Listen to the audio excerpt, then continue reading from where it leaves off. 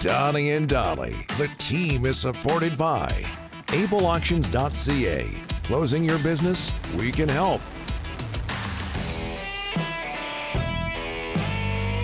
Tuesday, and all of today's guests, including Craig Button, standing by in Rimouski, Quebec. Brought to you by our title sponsor, Able Auctions, ableauctions.ca, as we bring in TSN Scouting Director Craig Button in Rimouski. Craig, thanks for doing this, sir. How are you? I am great. They call this victory green, but I don't think the Dallas Stars are going to see victory in this series versus Edmonton. Yeah. Wow. No Matthias Ekholm tonight for the Oilers. As a result, Troy Stecher stays in the Oilers lineup. He's from Richmond. How has he looked, in your opinion, Craig? Well, I mean, I think Troy, you know exactly what you're getting with Troy when he plays. He's a smart player. You don't play over 500 games in the NHL without being a smart player. He's that. He's a competitive player, and I think he's a great example for any young player. Know what your game is. Know what you got to do to bring out the best of yourself, and don't try to be something you're not. And I think he does an outstanding job in all those areas. Hey, Craig, you're at the Memorial Cup. 2-0 London Knights tonight against the 2-0 Medicine Hat Tigers. I'll ask you the obvious question. How has Gavin McKenna looked so far? Not bad. Like he looks like he might have a career in the NHL. Like he looks like he's got a really bright future.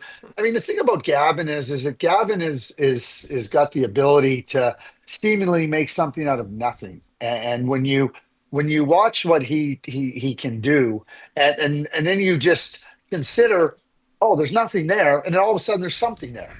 And I think that speaks to his talent, his skill, but it also speaks to his unbelievable imagination and creativity. And that makes him so difficult to defend, Donnie, because when you don't know, when he doesn't know exactly what he's going to do, and he's going to wait till things unfold, how do you defend against a player like that? He becomes almost, I'm not going to say impossible to defend, but you're always on your heels wondering what's next, because he's not telling you what's next. Hey, Craig, the other night, London wins, now 2-0, as I mentioned, and Dale Hunter, now with the Memorial Cup record, 15 wins as a head coach. And Rick, the man he surpassed is Don Hay, a friend of the show, friend of ours. What does Dale Hunter do well as a head coach, Craig? I think in junior hockey, if you cannot connect with your young players, number one, and connect with them on a level, I mean, you stay young by being around young people. You're around, 15, 16-year-olds in some cases, but you're dealing with 17 to 20-year-olds. And they're at various stages of maturity. They're trying to pursue goals, really lofty goals and dreams. And you have to understand, where they're at along that maturation line, and then work with them. And then obviously Dale's got really good hockey acumen, and he understands how to develop young players. And I think that you combine all those things, and obviously his brother Mark and him are the owners, and they work hard to get good players in there. But I think it's the ability to connect, understand that age group, and then really dial into the development. And the London Knights really put in a lot of time with their young players on the team. So those players know if they put in the work that they're getting every possible resource to be the best they possibly can be. And it's no accident that London's been a top-notch organization, and lots of players develop in the NHL. And I'm not talking about the first rounders. Go back and look at how many players outside the first round have developed into NHL players coming out of London. It's really impressive. Boy, is it ever. Hey, Craig, this one caught me off guard. The Western Hockey League hasn't won a Memorial Cup since 2014. Edmonton did it. What's going on there? Why is the Dub not winning more Mem Cups? Yeah, well, I mean, there was a couple that were canceled. Yeah, so COVID. The pandemic, and again, there's cycles. And I'll give you an example. 2 years ago, Edmonton had been so good heading into the Memorial Cup. They were beat up. I mean, they didn't have Dylan Gunther. Caden Gooley was hurt. Demitz was hurt. So it's a long grind, junior hockey. And then when you get to the Memorial Cup, you're playing against the best teams in the country. Now, if you're not fully healthy, it's not dissimilar to the NHL playoffs. You need good health fortune, and you got to be ready to beat teams in different ways that bring different styles that are all really good. So I don't see teams coming to the Memorial Cup from the Western Hockey League that aren't competitive, that aren't good enough. Just you run into these moments, and you run into these stretches where you just fall short by a little bit. Hey, Craig, some positive news out in Vancouver. The Abbotsford Canucks, they're off to the Western Final against Texas. How great is that for the NHL team when your farm team goes that deep into the playoffs? I think it's fantastic.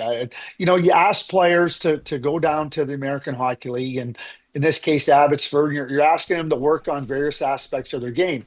At the same time, you're trying to you're working as individuals to better yourself, but you need to be part of a team. And when you're part of a team that's having success and you're committed to winning, and then you're getting that success, that's something that goes hand in hand. I mean, players at the NHL level that are there, they're locked and loaded. Yeah, they're working on getting better every day. But development is different than working on getting better at the NHL level. So when you can combine those two things, working really good to be a good team, and then really working hard on your development, there's nothing that isn't positive. I know our team in St. John won the American League Championship in 2001, Rick. Yep. And the players that came out of there, not only developmentally, but also with respect to what they were able to do to be part of good teams in the future, it was really instrumental for both those things. Okay, Craig, I always say this, I'm sorry to put you on the spot here. And, maybe you haven't heard of this player, and you always say to me there's no such thing. So away I go here. Canucks have signed, and we haven't heard of this player before this week, but they've signed Latvian forward Andrei Ravinskis. What can you tell us about him?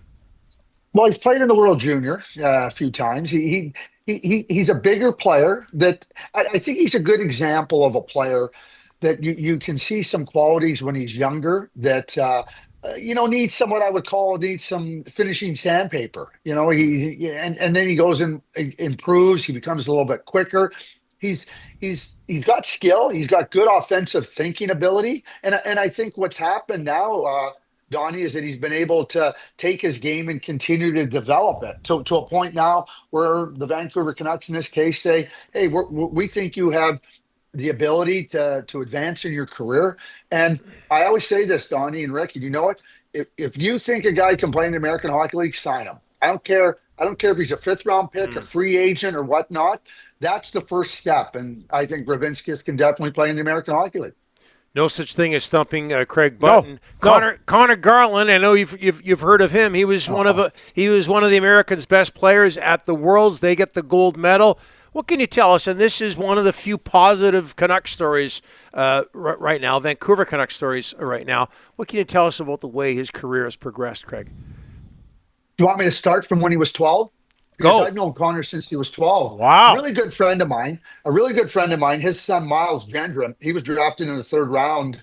My friend Charlie, his son, Miles, was drafted in the third round by the Ottawa Senators a few years ago. But their under-12 team had Jack Eichel and Conor Garland and Ryan Donato and Conor Garland on it. So I've watched Conor play since he was that young. And, what you see now with Conor is basically the way he's always played. Obviously, at U12, there's different sizes. You're not going. But he's always had high-end skill. He's always had high-end will. And he wants to be a difference maker in the game. And I can tell you, he was like that at 12. He was like that at 15. He was like that at 18. And I imagine when he's all done, finished playing, when he comes back and plays an alumni game or two, he'll be exactly like that. He's a dog on a bone. And if you tell Connor no, he goes, oh, yeah, really? I'll show you it's yes. Yeah. He's been outstanding. Craig, you got the green on. It's the London Knights tonight against Medicine Hat Tigers. They're both unbeaten. Thanks so much for joining us. My pleasure. You have a great day. You bet.